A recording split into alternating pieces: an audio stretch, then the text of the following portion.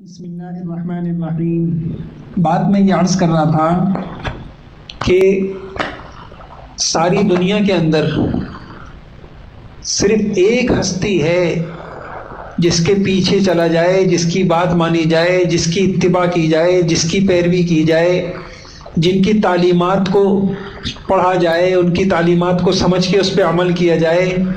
انہوں نے جو زندگی کی، انہوں نے جس شعبے کے لیے جو کچھ بتا دیا، اس کے اوپر اس بات کا یقین رکھا جائے کہ وہی اسی میں ہماری کامیابی ہے، اسی میں ہمارے لیے عروج ہے۔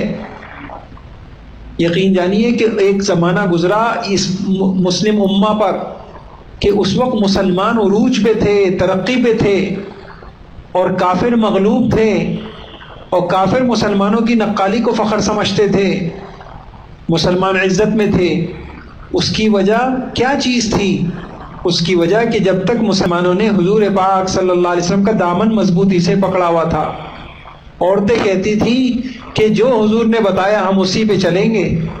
حضور ایک پاک دامنی کی زندگی، حیا کی زندگی، شرم کی زندگی، پردے کی زندگی بتائی، تو اس زمانے کی مسلمان عورت پردہ پہننا وہ عزت کی چیز سمجھتی تھی، پردہ کرنا اللہ کا حکم سمجھتی تھی۔ تو اس زمانے کی عورت کامیاب تھی، اس زمانے کے نوجوان کامیاب تھے، اس زمانے کے قاضی اور جج کامیاب تھے، اس زمانے کے مسلمان حکمران کامیاب تھے، اس زمانے کے بوڑھے کامیاب تھے، اس زمانے کے والدین کامیاب تھے، اس زمانے کے استاد کامیاب تھے، شاگرد کامیاب تھے۔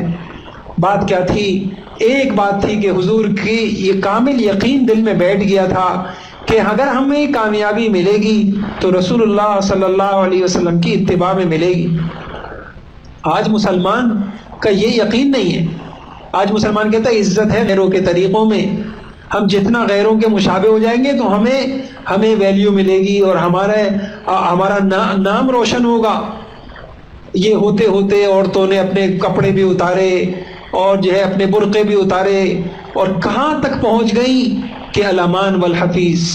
بچا کیا ملا؟ اب ناکامی کس کس راستے سے آئی میں اس وقت تو یہاں نہیں عرض کر رہا۔ اللہ نے چاہا کسی موقع پر انشاءاللہ ایک کورس یہاں کریں گے، فہم حیا کورس، حیا اور حجاب کورس، کہ اس کے پھر میں آپ کو بھیانک نتائج بتاؤں گا انشاءاللہ کسی وقت کہ کیا نتیجے نکلے۔ صرف ایک حکم ٹوٹا اللہ کے میں تو اتنی عجیب بات آپ کو بتاؤں، احادیث پڑھاتے ہوئے مثلا اللہ کے نبی کی ایک تعلیم ہے، مرد عورتوں کا اختلاط نہیں، صرف ایک حکم ٹوٹا تو نتیجے کیا نکلے، آپ حیران رہ جائیں گے انشاءاللہ۔ ابھی تو موقع میں بھی کسی موقع پر عرض کروں۔ ابھی جو میں نے عرض کیا کہ میں جو آپ سے تفصیل سے ایک بات عرض کر رہا تھا کہ اگر ساری دنیا کے مذہب والے یہ تو کہتے ہیں کہ ہمارے پیغمبر کے پیچھے چلو، تو ہم ان سے ایک بات پوچھتے ہیں کہ یہ بتاؤ سب کو ایک کے پیچھے چلنے کا کہا جا رہا ہے تو وہ ایک کیسا ہونا چاہیے؟ اس میں کیا کوالٹی ہونی چاہیے، کیا خوبی ہونی چاہیے، وہ ایک کے اندر کیا صفات ہونی چاہیے؟ تو عقل کا تقاضا یہ ہے کہ اگر ساری دنیا کے انسانوں کو ایک کے پیچھے چلنے کا کہا جائے، اس میں ساری دنیا کے ڈاکٹروں کو بھی کہا جا رہا ہے کہ حضور کے پیچھے چلو، ساری دنیا کے قاضیوں کو کہا جا رہا ہے کہ ایک کے پیچھے، وہ ایک کیسا ہونا چاہیے؟ تو میں نے کہا کہ 4 باتیں ان میں ہونی چاہیے، ورنہ وہ ایک عالمگیر انسان نہیں بن سکتا۔ ہاں ہو سکتا ہے آپ کسی مخصوص علاقے کے اندر کے لوگوں کو کہہ دیں کہ بھائی فلاں بڑے کامیاب ہیں، آپ ان کے پیچھے چلو، لیکن ساری دنیا کو آپ یوں کہیں کہ ایک کے پیچھے چلو، اس کے اندر تو معمولی کوالٹی ہونی چاہیے، معمولی صفات نہیں ہونی چاہیے، غیر معمولی صفات ہونی چاہیے۔ وہ کیا ہونی چاہیے؟ وہ 4 ہونی چاہیے۔ نمبر 1، اس شخص کی جو زندگی ہے وہ مستند طریقے سے ہم تک پہنچی ہو، وہ میں نے آپ کو بتا دی۔ اب اگلی بات سن لیجیے۔ دوسری چیز، وہ ایک کیسا ہونا چاہیے؟ اس ایک کی زندگی کا کوئی گوشہ مخفی نہیں ہونے چاہیے، کوئی چیز چھپی ہوئی نہیں ہونی چاہیے، کوئی بات پردہ خفا میں نہیں ہونی چاہیے۔ اگر اس ایک کی کوئی چیز چھپی ہوئی ہے تو اس میں آپ اتباع کیسے کریں گے؟ مثلا فرض کر لیجئے کہ اگر حضور کی گھریلو زندگی ہمارے سامنے نہیں ہوتی اور ہمیں یہ حکم دیا جاتا کہ حضور صلی اللہ علیہ وسلم کی کامل اتباع کرو، گھر میں تم جو ہے مسجد میں جیسے حضور تھے ویسے تم اتباع کرو اور حضور کی پیروی کرو، ان کے نقش قدم پہ چلو، اور جیسے گھر میں تھے تو ہم پہلا سوال یہ کریں گے اچھا بھائی ہمیں بتاؤ گھر میں وہ کیسے تھے؟ آپ کہیں کہ وہ ہمیں نہیں پتا. تو ایک بات بالکل عقل بھی اس کو سمجھتی ہے ایک بات کو کہ جس ہستی کے بارے میں آپ یہ کہہ رہے ہیں کہ اس کی پیروی کرو تو پھر آپ کو دکھانا پڑے گا اس کی کوئی چیز چھپی بھی نہیں ہو, اس کی کوئی چیز مخفی نہیں ہو. اور اگر اس معیار پہ ہم ساری دنیا کے انسانوں, ساری دنیا کے پیشواؤں کو, ساری دنیا کے پیغمبروں کو اگر ہم اس معیار پر پرکھیں تو سوائے محمد الرسول اللہ کی کوئی ہستی آپ کو ایسی نہیں ملے گی. اب میں آپ کو یہ بتاتا ہوں کہ حضور صلی اللہ علیہ وسلم کا کچھ بھی مخفی نہیں ہے. مثلا آپ سیرت پڑھیں تو آپ کو ملے گا آپ صلی اللہ علیہ وسلم کا پیدائش سے لے کر وفات تک کی ایک ایک حالت آپ کو ملے گی, زندگی کی ایک ایک بات ملے گی.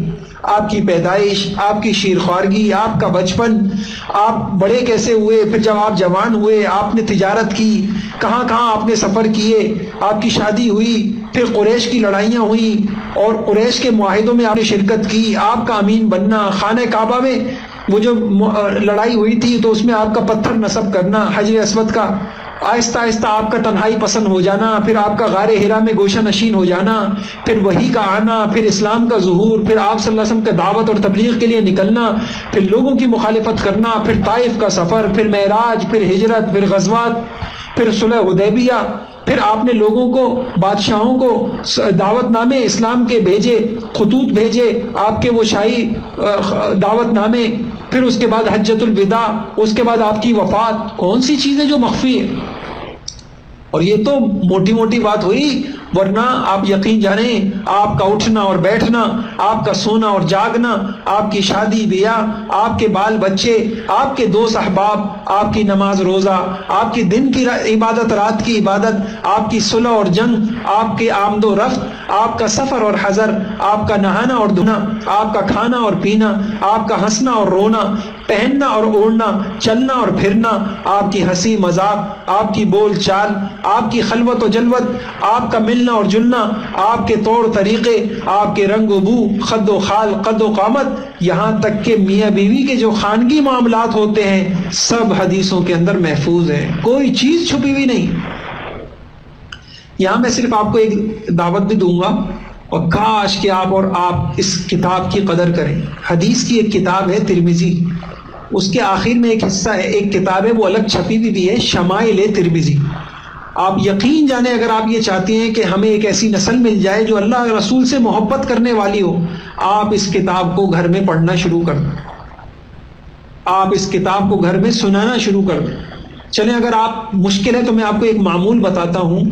آپ جمعرات کی رات یا جمعے کا دن, صرف ایک دن آپ مخصوص کر لیں, آپ گھر میں اس کتاب کو سنائیں. وہ میں دن کیوں اس لیے مخصوص کر رہا ہوں کہ جمعے کے دن باقاعدہ خصوصی حکم ہے کہ حضور صلی اللہ علیہ وسلم پہ کثرت سے درود پڑھو, یہ حدیث ہے. تو حضور صلی اللہ علیہ وسلم پہ درود وہی پڑھے گا جس کے دل میں حضور کی محبت ہوگی. تو وہ ایک کتاب ہے, میں اس کے صرف آپ کو عنوان سناتا ہوں. اس عنوان میں حضور صلی اللہ علیہ وسلم کی کیسی زندگی ہے. مثلاً اس کتاب کے اندر حضور صلی اللہ علیہ وسلم کے حلیے کا بیان, حضور صلی اللہ علیہ وسلم کے بالوں کا بیان, آپ کے کنگھی کا بیان, آپ کے خضاب لگانے کا بیان, آپ کے سرما لگانے کا بیان, آپ کے لباس کا بیان, آپ کی زندگی بسر کرنے کا بیان, آپ کے موزوں کا بیان, آپ کے جوتوں کا بیان, آپ کی انگوٹھی کا بیان, آپ کی تلوار کا بیان, آپ کی زرہ کا بیان, آپ کی خود اور امامے کا بیان, آپ کی شلوار کا بیان, آپ کی رفتار کا بیان, آپ کے منہ پہ کپڑا ڈالنے کا بیان, آپ کے نشست و برخاست کا بیان, آپ کے تکیہ لگانے کا بیان, آپ کے کھانے کا, آپ کی روٹی کا, آپ کے گوشت کا, آپ کے سالن کا, آپ کے وضو کرنے کا, کھانے سے پہلے اور بعد میں آپ کیا پڑھتے تھے, ان دعاؤں کا, آپ کا پیالہ کیسا تھا, آپ میوے کون سے استعمال کرتے تھے, کیا پیتے تھے, کیسے پیتے تھے, خوشبو کیسے لگاتے تھے, باتیں کیسے کرتے تھے, شعر کے متعلق آپ کی کیا طبیعت تھی, رات کو جو آپ گھر والوں سے باتیں کرتے تھے, قصہ کرتے تھے, ان کی کیا بیان, حضرت صلی اللہ علیہ وسلم سوتے کیسے تھے, آپ کی عبادت کیسی تھی, آپ کی خندہ پیشانی کیسے تھی,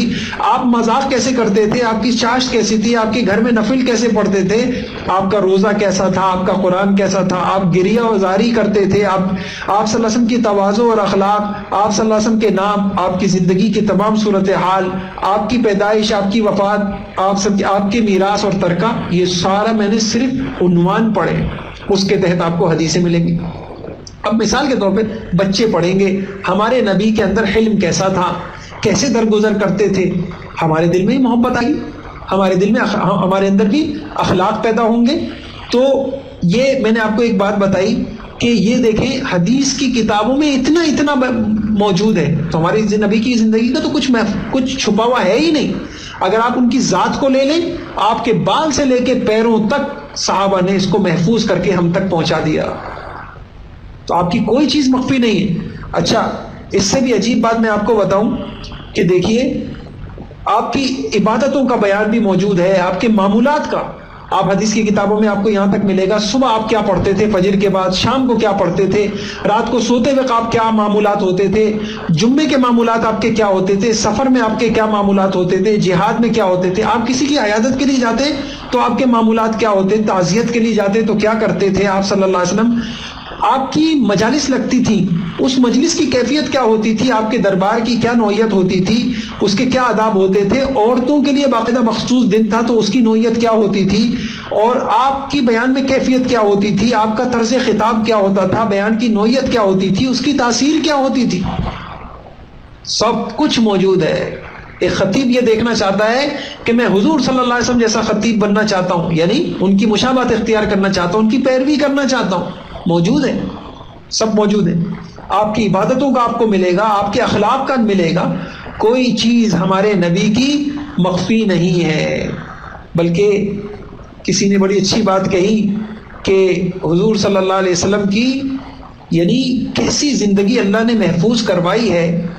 اگر حضور صلی اللہ علیہ وسلم، آپ صلی اللہ علیہ وسلم گھر میں ہوتے تھے، خلوت میں ہوں یا جلوت میں ہوں، مسجد میں ہوں یا میدان جہاد میں ہوں، آپ نمازوں میں ہوں یا فوجوں کی صفیں درست کر رہے ہوں، آپ ممبر میں ہوں یا گوشے تنہائی میں ہوں، ہر وقت اللہ کے نبی نے حکم دیا ہوا تھا کہ جو کچھ مجھے کرتا ہوا دیکھو اس کو آگے بیان کرو۔ اچھا، آپ کے اس اعلان کا ایک اور عجیب بات ہے، اس سے بھی ہمارے نبی کی ایک بہت بڑی عظمت ظاہر ہوتی ہے۔ وہ کیا؟ کسی اللہ والے نے بڑی عجیب بات کہی کہ بڑے سے بڑا انسان، بڑے سے بڑے اعلیٰ کردار کا انسان، وہ یہ نہیں کہہ سکتا اپنے گھر والوں کو کہ میری گھر کی کیفیت بھی باہر بتا دیا کرو، چاہے کتنا اعلیٰ انسان۔ لیکن اللہ کے نبی نے گھر میں بیویوں کو بھی یہ کہا ہوا تھا کہ جو کچھ میرے معاملات ہیں اس کو آگے بتاؤ۔ اللہ اکبر! ہر حال میں اللہ کے نبی ایسے کامل تھے، ان کی زندگی ایسی صاف ستھری، ایسی شفاف تھی کہ آپ نے عام کیا۔ اچھا، اس کا نتیجہ کیا نکلا؟ نتیجہ کیا نکلا جب آپ نے یہ کہا کہ جو کچھ مجھے کرتا ہوا دیکھو اس کو آگے بتاؤ؟ نتیجہ یہ نکلا کہ ازواج مطہرات جو آپ کی بیویاں تھیں انہوں نے خلوت خانوں کے حالات سنانے شروع کر دی۔ آپ دیکھیں حدیثی کو کتابوں میں آپ کو گھر کے حالات ملیں گے۔ گھر میں آج ہی میں حدیث پڑھ کے آیا، اللہ اکبر، حضور صلی اللہ علیہ وسلم ایک بیوی کے گھر پہ ہے تو دوسری بیوی جو ہے ان کے گھر پہ کھانا بھیج دیتی ہے، تو دوسری بیوی کو غیرت آتی ہے کہ یہ میری باری ہے، یہ کھانا کہاں اور سے کیوں آیا؟ وہ غصے میں پلیٹ پہ مارتی ہیں اور وہ برتن جو ہے وہ ٹوٹ جاتا ہے۔ اللہ کے نبی کیا کرتے ہیں؟ اپنے ہاتھوں سے اس برتن کو اٹھا رہے ہیں اور اپنی ان بیوی کے اس غصے کی تعویل کرتے ہوئے کہہ رہے ہیں غارت امکم، ارے بھائی خادم سے کہہ رہے ہیں غارت امکم، تمہاری ماں کو غیرت آ گئی ہے، اور غیرت آ گئی، غیرت میں ہو جاتا ہے ایسا، تمہاری ماں کو غیرت آ گئی کہ میری باری کا دن ہے۔ یعنی آپ یوں بتائیے کہ آپ کسی کے گھر مہمان جائیں، آپ کسی کے مہمان ہوں اور کھانا کوئی اور اپنے گھر سے پکا کے لائے، آپ کہیں گے کہ بھائی میرے مہمان تھے، یہاں میرا گھر ہے، دعوت میں نے کی، تم باہر سے پکا کے کیسے لے کے آئے؟ ہم نے وہاں دیکھا، سعودیہ میں دیکھا، عرب تو غصے میں آ جاتے، آپ ان کے دسترخوان پہ ایک چیز رکھ کے دکھا دیں، مسجد نبوی میں وہ جو دسترخوان رکھتے ہیں شام کے وقت، افطار کے وقت، میں ایک آدمی کو میں نے دیکھا کہ یہاں کراچی کا کوئی تھا، وہ گھنٹے بھر تک گھومتا رہا، کسی نے اپنے دسترخوان پہ اس کو ایک چیز رکھنے نہیں دی۔ تمہیں رکھنا ہے، جاؤ تم کہیں دسترخوان تلاش کرو، ہمارے دسترخوان پہ ہم کھلائیں گے اپنے مہمان کو۔ وہ نہیں اس کو کسی نے آمادہ ہونے دی۔ تو یہ ایک غیرت ہوتی ہے۔ تو حضور صاحب نے بہرحال یہ ایک بات نکلی، تو آپ صلی اللہ علیہ وسلم نے جب یہ کہا تھا جو مجھے کرتا ہوا دیکھو اس کو سناؤ، اس کو بتاؤ، لوگوں تک پہنچاؤ، نتیجہ کیا نکلا؟ خواتین جو حضور کی بیویوں نے جو گھروں میں دیکھا اس کو باہر سنانا شروع کر دیا. مسجد نبوی میں ایک چبوترا تھا صفہ جو کہلاتا تھا, وہاں کچھ عقیدت مند بیٹھے ہوئے تھے. وہ علماء نے بڑی اچھی بات لکھی, معتقد جاسوسوں کی طرح ان کی آنکھیں حضور صلی اللہ علیہ وسلم, جیسے کیمرہ ہوتا ہے, کیمرے میں ہر چیز فوکس کی ہوئی ہے اور محفوظ ہو رہی ہے, ان کی نگاہیں حضور پہ فوکس تھی اور آپ کی زندگی کو محفوظ کر رہے تھے اور اس کو سنا رہے تھے ایک ایک چیز. اور پھر کیا ہوا, دن میں 5 وقت حضور نماز پڑھانے کے لیے آتے تھے. تو جتنے مسجد نبوی کے ظاہری بات ہے وہاں بے نمازی نہیں تھے, وہاں مسجد نبوی سے جتنے گھر تھے وہ سارے کے سارے مسجد میں آتے تھے. تو وہ سارے حالات بتا رہے, اس لیے آپ کو حدیثوں میں معمولی بات ملے گی. ایک مرتبہ حضور صلی اللہ علیہ وسلم مسجد میں نکلے, آپ نے کیا کیا, ایک مرتبہ کیا ہوا, یعنی آپ کو ملے گا. صحابہ کہہ رہے ہیں ایک مرتبہ ہم نماز کے لیے کھڑے ہوئے تھے اور آپ صلی اللہ علیہ وسلم باہر نکلے اور آپ کو نکلنے میں تاخیر ہو گئی. کبھی کہتے ہیں کہ ایک مرتبہ آپ صلی اللہ علیہ وسلم نے عصر کی نماز پڑھائی, نماز پڑھاتے ہی ایک دم اپنے گھر کی طرف بھاگے. ہم حیران ہو گئے کہ کیا ہوا. آپ نے کہا کچھ سونا کچھ مال رہ گیا تھا, مجھے خیال ہوا ایسا نہ ہو کہ موت آ جائے اور یہ مال میرے گھر میں پڑا رہے. ایک مرتبہ آپ صلی اللہ علیہ وسلم آ گئے, آپ سے نماز میں غلطی ہو گئی, آپ نے آپ نے جو ہے نا 4 رکعت والی نماز 2 رکعت پڑھا دی. پھر کیا ہوا, اور مرض الوفات میں کیا ہوا, کیسے ایک مرتبہ آپ کہیں صلح کرانے کے لیے چلے گئے تھے اور کہیں کسی علاقے کے اندر صلح کرانے گئے ہوئے تھے, نماز کا وقت آ گیا.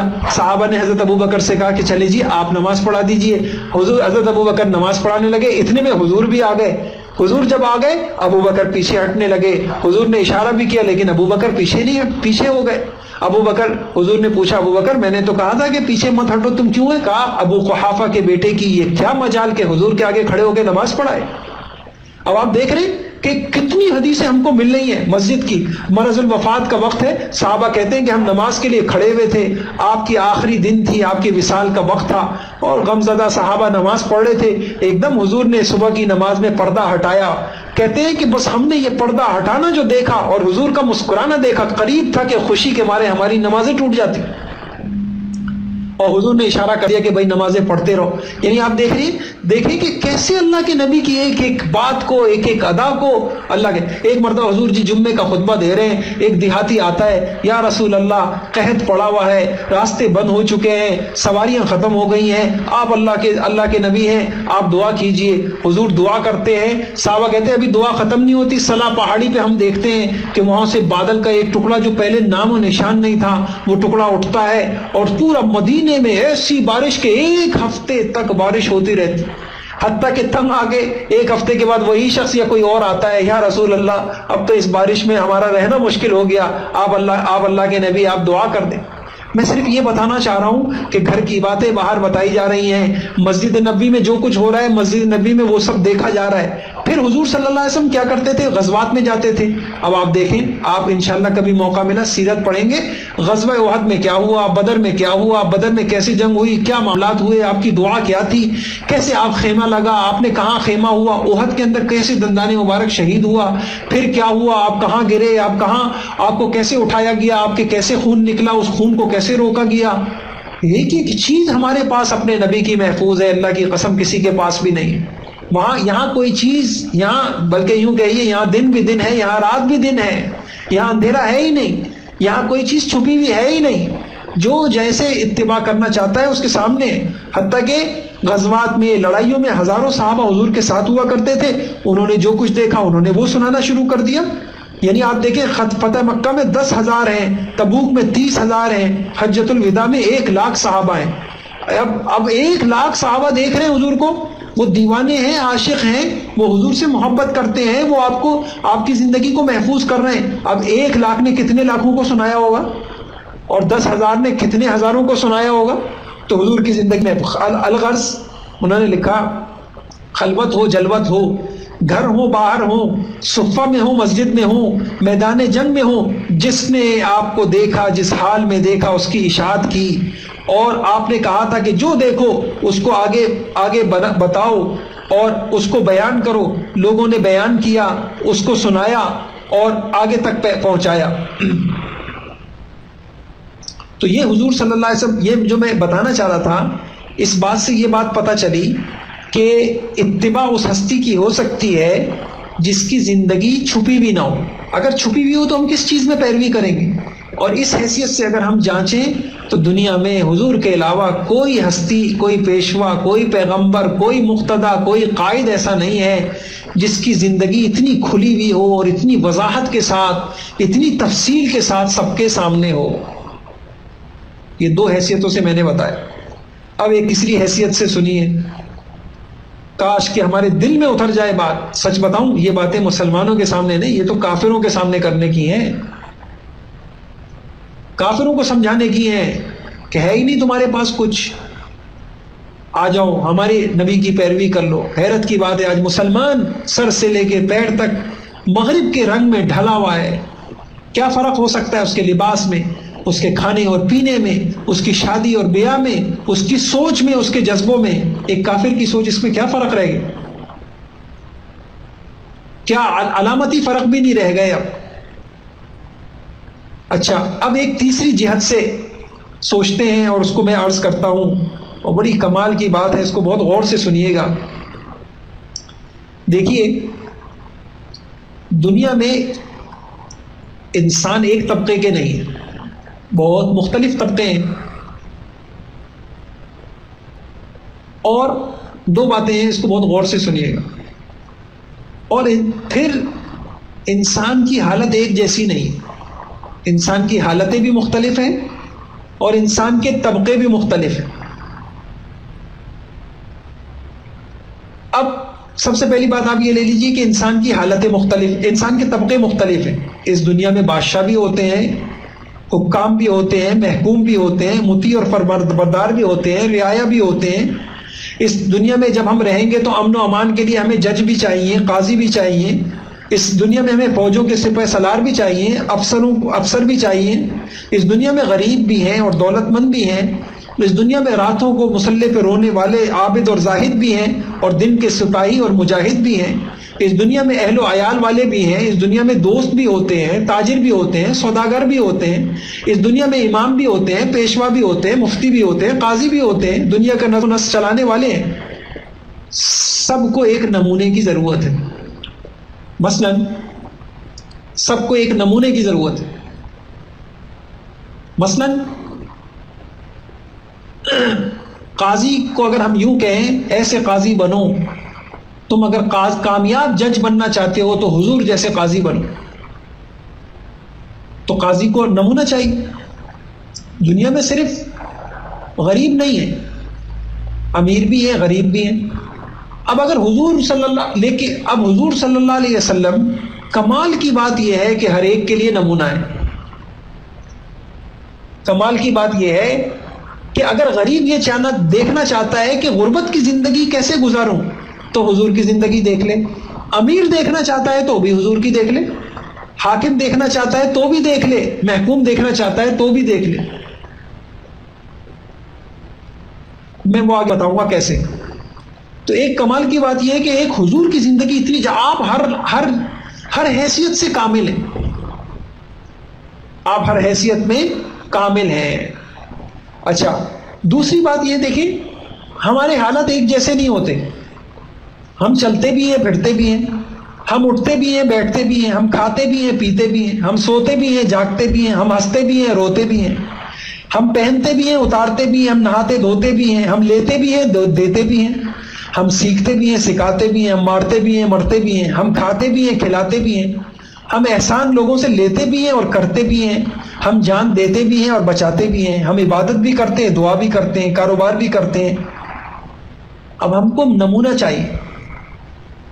اب ہم کو، کبھی ہم ناراض بھی ہو جاتے ہیں، کبھی ہم راضی ہوتے ہیں، کبھی ہم خوش ہوتے ہیں، کبھی ہم غمزدہ ہو جاتے ہیں، کبھی ہم مصیبت سے دوچار ہو جاتے ہیں، کبھی ہم مالا مال ہو جاتے ہیں، کبھی ہم ناکام ہو جاتے ہیں، کبھی ہم شکست کھاتے ہیں، کبھی ہم فتح. اب میری عجیب بات سنیے آپ. تو دنیا میں لوگ بھی مختلف اور لوگوں کی حالتیں بھی مختلف. اور عجیب بات یہ ہے کہ جو ہو، جس حال میں ہو، حضرت محمد صلی اللہ علیہ وسلم کی زندگی اس کے لیے نمونہ ہے. ہندوستان میں آج سے 50 60 70 سال پہلے پٹنہ کے اندر ایک بڑے واعظ تھے ماسٹر حسن علی مرحوم، ایک ان کا رسالہ بھی نکلتا تھا. تو انہوں نے اپنے ایک ہندو تعلیم یافتہ دوست کی رائے لکھی اس رسالے میں. وہ فرماتے ہیں کہ ایک دن وہ لڑکا، ہندو لڑکا، کہنے لگا کہ میں آپ کے پیغمبر کو دنیا کا سب سے بڑا کامل انسان تسلیم کرتا ہوں. یہ ہندو کہہ رہا ہے. تو انہوں نے پوچھا کہ ہمارے پیغمبر کے مقابلے میں تم حضرت عیسیٰ کو کیا سمجھتے ہو علیہ الصلاۃ والسلام؟ تو اب اس ہندو کے الفاظ سنیں. اس نے کہا کہ محمد صلی اللہ علیہ وسلم کے مقابلے میں عیسیٰ علیہ السلام ایسے معلوم ہوتے ہیں جیسے کوئی بہت بڑے دانائے روزگار کے سامنے، بہت بڑے عقل مند کے سامنے ایک چھوٹا سا بھولا بھالا معصوم بچہ بیٹھا ہوا میٹھی میٹھی باتیں کر رہا. یہ اس ہندو نے کہا کہ میں محمد صلی اللہ علیہ وسلم کے سامنے عیسیٰ علیہ السلام کو ایسا سمجھتا ہوں. تو انہوں نے اس سے پوچھا کہ ایسی کیا بات ہے کہ تم ہمارے نبی کے سامنے عیسیٰ علیہ السلام کو بھی ایسا سمجھتے ہو، تو دوسرا تو کوئی کسی قابل ہے ہی نہیں. تو اس نے جو بات کہی وہ سننے کی. اس نے کہا کہ مجھے آپ کے پیغمبر محمد صلی اللہ علیہ وسلم کی زندگی میں اس قدر متضاد اور مختلف صفات نظر آتی ہیں کہ کسی ایک انسان میں تاریخ میں کبھی ایسی صفات جمع ہوئی نہیں. کیسے؟ کہتا ہے، وہ کہنے لگا وہ بادشاہ ایسے کہ پورا ملک ان کی مٹھی میں ہو، اور بے بس ایسے کہ اپنے آپ کو بھی اپنے قبضے میں نہ سمجھتے ہوں. آپ ذرا حضور کی دعائیں تو دیکھیں. اور اپنے آپ کو اپنے قبضے میں نہیں سمجھتے، خدا کے قبضے میں سمجھتے. بے بس ایسے، دولت مند ایسے کہ خزانے کے خزانے اونٹوں پر لدے ہوئے ان کے دارالحکومت میں آ رہے ہیں، اور محتاج ایسے کہ مہینوں ان کے گھر پہ چولہا نہ جلتا ہو. کتنی متضاد باتیں. غربت میں کوئی غریب ہو تو سمجھ میں آتا ہے، ایک آدمی امیر ہو کے غریب ہو، کئی وقت ان کے گھر پہ فاقے گزر جاتے. سپہ سالار ایسے کہ مٹھی بھر نہتے آدمیوں کو لے کر ہزاروں غرق آہن فوج سے کامیابی لڑائی لڑ لے. چند لوگوں کو لے کے نکلے، 313 کو ہزاروں کے اوپر غالب آ گئے. اور صلح پسند ایسے کہ ہزاروں جانثار پرجوش موجود ہیں، صلح کے کاغذ پر بے چوں و چرا دستخط کر رہے ہیں صلح حدیبیہ. بہادر ایسے کہ ہزاروں کے مقابلے میں تنے تنہا کھڑا ہوئے، اور نرم دل ایسے کہ کبھی انہوں نے انسانی خون کا ایک قطرہ بھی اپنے ہاتھ سے نہیں بہایا. باتعلق ایسے کہ عرب کے ذرے ذرے کی ان کو فکر، بیوی بچوں کی ان کو فکر، غریب و مفلس مسلمانوں کی ان کو فکر، خدا کی بھولی ہوئی دنیا کے سدھارنے کی ان کو فکر، غرض ساری انسانیت کی ان کو فکر. اور بے تعلق ایسے کہ اپنے خدا کے سوا ان کو کسی اور کی یاد ہی نہیں. حضرت عائشہ کہتی ہیں گھر میں ہوتے تھے، ہم سے باتیں کر رہے ہوتے تھے، اذان ہوتی تھی، گویا ہم کو پہچانتے ہی نہیں ہیں. انہوں نے کبھی اپنے ذات کے لیے اپنے برا کہنے والوں سے بدلہ نہیں لیا، اپنے ذاتی دشمنوں کے حق میں دعائے خیر کی، ان کا بھلا چاہا، لیکن خدا کے دشمنوں کو انہوں نے کبھی معاف بھی نہیں کیا. کتنی متضاد صفت ہے کہ ادھر اپنی ذات کے لیے کبھی کسی سے بدلہ ہی نہیں لے رہے، اور بدلہ لینے پہ آ رہے تو دشمنوں کو معاف بھی نہیں کر رہے. حق کا راستہ روکنے والوں کو ہمیشہ جہنم کی دھمکی دیتے ہوئے عذاب الہی سے ڈراتے رہے. عین اس وقت جب اس پر ایک تیغ زن سپاہی کا دھوکہ ہوتا تھا، ایسا لگتا تھا یہ تو کوئی بہت بڑا سپاہی ہے، ایک دم وہ شب زندہ دار زاہد کی صورت میں جلوہ نمایاں ہوتا. کتنی متضاد ہے، کہاں سپاہی اور کہاں جو ہے مسلح کا عبادت گزار. عین اس وقت جب ان پر کشور کشاد فاتح کا شبہ ہوتا، وہ پیغمبرانہ معصومیت کے سامنے ہمارے سامنے آ جائے. عین اس وقت جب ہم اس کو شاہ عرب کہہ کر پکارنا چاہتے، وہ کھجور کی چھال کی تکیہ لگائے کھردری چٹائی پر بیٹھا ہوا درویش نظر آتا. بخاری کی روایت ہے، حضرت عمر جاتے ہیں، یا رسول اللہ، پورے گھر میں نظارہ ڈالتے ہیں تو آپ صلی اللہ علیہ وسلم چٹائی کے اوپر لیٹے ہوئے ہیں، اور کوئی نرم بستر نہیں، گدا نہیں، تکیہ نہیں، اور پورے گھر میں نگاہ ڈالتے ہیں تو کوئی گھر میں کوئی چیز نہیں. عین اس وقت جب عرب کے اطراف سے آ کر مسجد کے صحن میں مال اور اسباب کا انبار اور ڈھیر لگ رہا ہوتا تھا، اس کے گھر میں فاقے کی تیاری ہو رہی ہوتی. عین اس وقت جب لڑائیوں کے قیدی مسلمانوں کے گھروں میں لونڈی اور غلام بن کر بھیجے جا رہے ہوتے تھے، فاطمہ ان کی اپنی بیٹی جا کر اپنے ہاتھوں کے چھالے اور سینے کے داغ باپ کو دکھاتی ہے کہ جو چکی پیستے پیستے اور مشکیزہ بھرتے بھرتے ہاتھ اور سینے پر گٹے پڑ گئے۔ عین اس وقت جب آدھا عرب اس کے زیر نگیں ہوتا، حضرت عمر حاضر ہوتے اور ادھر ادھر نظر اٹھا کر کاشانہ نبوت کے سامنے کا جائزہ لیتے۔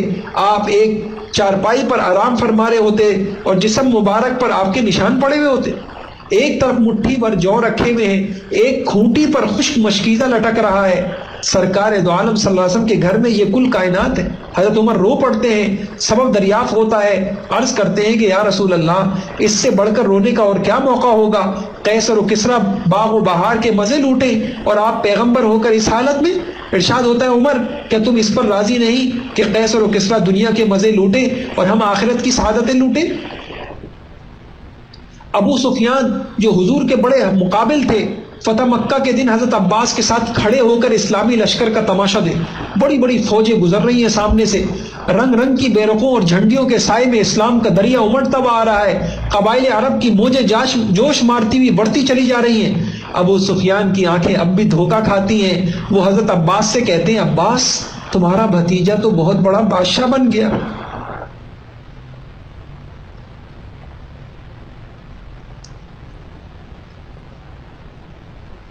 حضرت عباس کی آنکھیں کچھ اور دیکھ رہی تھی، فرماتے ہیں ابو سفیان، یہ بادشاہی نہیں، یہ نبوت ہے۔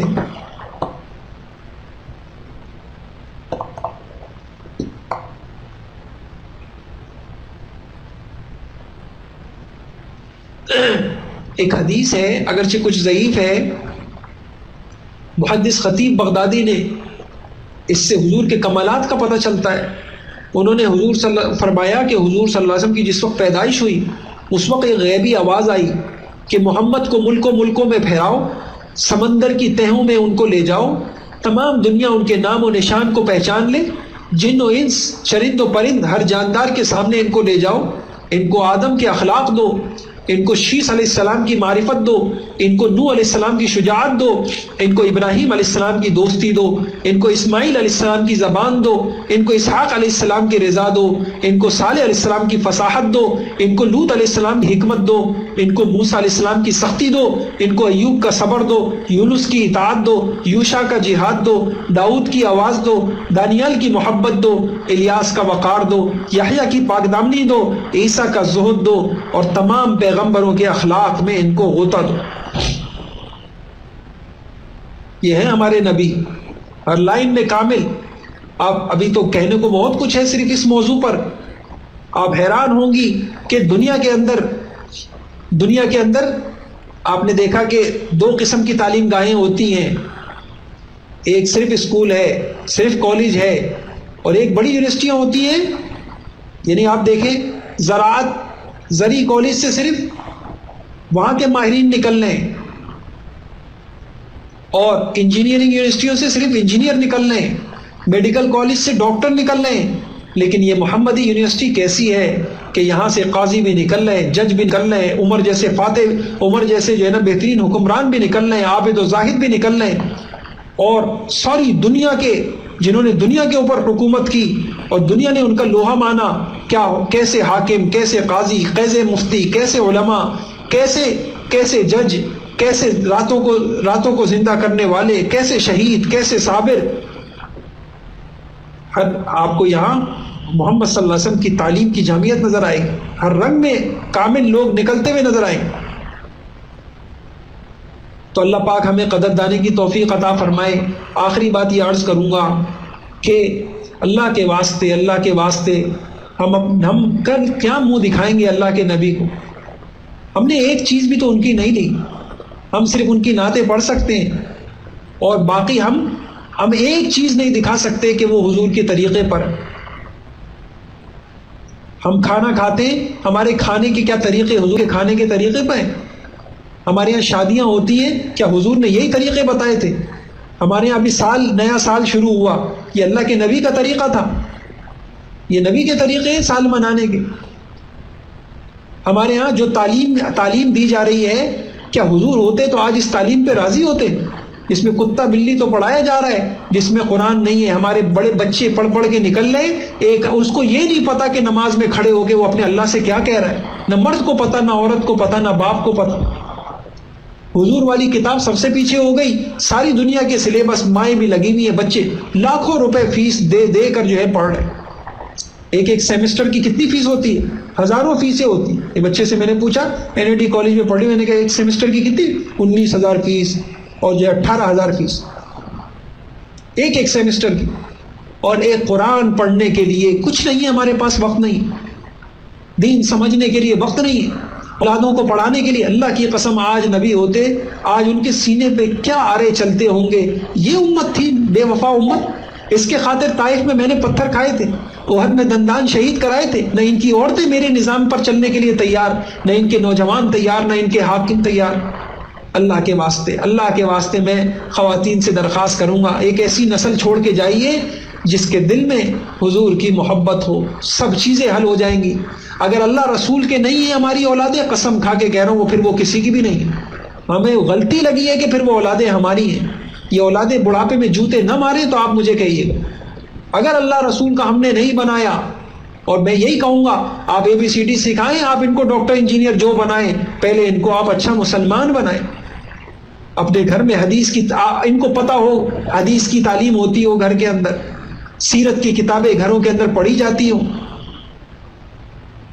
تو اللہ کے واسطے اس کو تھوڑا سا سوچئے، اس پہ غور کیجئے اور اس زندگی کے اوپر آئیے اور حضور صلی اللہ علیہ وسلم کی پاکیزہ تعلیمات کو آپ کی میں قسم کھا کے کہہ رہا ہوں کہ اگر ہم حضور کے پیچھے نہیں چلے تو پھر ہمارے لیے ہر لائن میں ناکام. بلکہ میں پورے دعوے سے ایک بات کہوں، آپ اس کو نوٹ کر لیں. کوئی انسان زندگی کے کسی شعبے میں اگر ناکام ہے نا، یقین جانیے اس سے حضور کی سنتیں چھوٹ رہی. کوئی گھر میں ناکام شوہر ہے، کوئی گھر میں ناکام بیوی ہے، کوئی ناکام باپ ہے، کوئی ناکام سسر ہے. اور میں انشاءاللہ یہ کتاب ختم ہوگی، میں آپ کو انشاءاللہ اگلی جو نشست میں شروع کروں گا، ایک زبردست کتاب عرب کی ہے، 700-800 صفحات ہیں. میں انشاءاللہ وہ شروع کروں گا اور آپ دیکھیں گی حضور باپ تھے تو کیسے تھے، آپ کا معاملہ بوڑھوں کے ساتھ کیسا تھا، بچوں کے ساتھ کیسا تھا، عورتوں کے ساتھ کیسا تھا. انشاءاللہ یہ کتاب شروع کروں جس سے اب ہمارے لیے اتباع کی راہیں آسان ہوں. تو ایک کہ اپنے گھر میں حضور کی زندگی کو رواج دیجیے، سنتوں کو معلوم کیجیے. آپ یقین جانیں ہم اتنے، مثال کے طور پر میں آپ کو ایک بات بتاؤں، ابھی کل جمعہ ہے، ہم نے حضور کی زندگی نہیں پڑھی نا، ہم اتنے روئیں گے کل قیامت میں آپ کو بتا نہیں سکتا. ایک صحیح حدیث بتا رہا ہوں، اور علماء نے لکھا ہے کہ اتنی زبردست فضیلت والی صحیح حدیث کوئی اور ہے ہی نہیں. جمعے کے دن جو شخص زوال ہوتے ہی مسجد پہنچ جائے، زوال ہوتے ہی، کتنے 12:40 پہ ہو رہا ہے، حدیث میں آتا ہے، اور چند کام کر لے، من غسل واغتسل بکر وابتکر ومشى ولم يركب، جس نے غسل کیا اچھی طریقے سے اور جلدی جلدی مسجد گیا اور پیدل گیا اور بالکل گاڑی میں سوار نہیں ہوا، اور وہاں جا کے امام کے قریب جا کے بیٹھا، کوئی لغو کام نہیں کیا، اس کو ایک ایک قدم پر 1 سال کے روزے، 1 سال کی رات کی عبادت کا اجر ملے گا. کس امت کو پتہ ہے؟ ہم نے کب سنایا اپنی اولادوں کو؟ ہم کب تیار؟ ہم تو شادی کے لیے ہماری تیاریاں ہوتی ہیں، جمعے کے لیے تو ہماری تیاریاں نہیں ہوتی. ہمارے گھروں میں جمعہ آتا ہے پتہ نہیں چلتا یہ محمد رسول اللہ صلی اللہ علیہ وسلم. حدیث میں نے جمع کروایا، طلباء سے کہا ذرا صفحے نوٹ کرو، بخاری، مسلم، ترمذی، یہ جو حدیث کی کتابیں 96 صفحات ملے مجھے، 96، 100 کے قریب. صرف ان کتابوں میں جمعے کی حدیثیں 100 صفحات پر بڑی، اور یہ چھوٹی کتابیں نہیں ہوتی، اتنی بڑی بڑی کتابیں ہوتی ہیں فل سائز. نہ ہماری قوم کو جمعے کا پتہ، نہ ہمارے نکاح کا پتہ، نہ ان کو جو ہے نمازوں کا کوئی سنت طریقہ پتہ، نہ ان کو نمازوں کا ترجمہ پتہ. ہم جا کس طرف رہے؟ نہ ہماری بچیوں کو پتہ. یہ مائیں، اللہ کی قسم، یہ جو عورتیں ہیں ان کی صرف 2 بڑی ذمہ داریاں ہیں، ایک نسل تیار کریں، ایک اپنے شوہروں کو سکون دیں. بس 2 کام، اگر اللہ کا حق ادا کرنے کے ساتھ یہ 2 کام آپ نے کر دیے، اپنے شوہروں کو سکون دیا، ان کو راحت دی، اور آپ ایک اچھی نسل کر کے تیار کر کے اس دنیا سے چلی گئی، وہ عزتیں ملیں گی کہ میں بتا نہیں سکتا. اللہ مجھے آپ کو عمل کی توفیق عطا فرمائے، خوب طے کر لیں کہ انشاءاللہ ہم پوری زندگی حضور کے طریقوں پہ چلیں۔ اس کے لیے انشاءاللہ کچھ چھوٹی موٹی کتابیں آتی ہیں، اسوہ رسول اکرم ایک کتاب ہے، ہمارے یہیں ایف بلاک میں ہوتے تھے ڈاکٹر عبدالحی صاحب، کمال کی کتاب لکھی ہے، آپ وہ پڑھیں، وہ کتاب پڑھیں۔ اور یہ میں نے آپ کو کتاب بتائی شمائل ترمذی، ہر گھر میں یہ ہونی چاہیے۔ اللہ مجھے آپ کو عمل کی توفیق عطا فرمائے۔ سبحان اللہ بحمدہ، سبحان اللہ۔ اے اللہ ہمیں حضور پاک صلی اللہ علیہ وسلم کی کامل اتباع نصیب فرما، ہماری نسلوں کو نصیب فرما، پوری امت کو نصیب فرما، غیروں کے طریقوں سے اللہ بچنے کی توفیق عطا فرما۔ اے اللہ حضور ایک ہی طریقوں میں عزت ہے، کامیابی ہے، یہ یقین ہمیں نصیب فرما۔ آمین صلی اللہ۔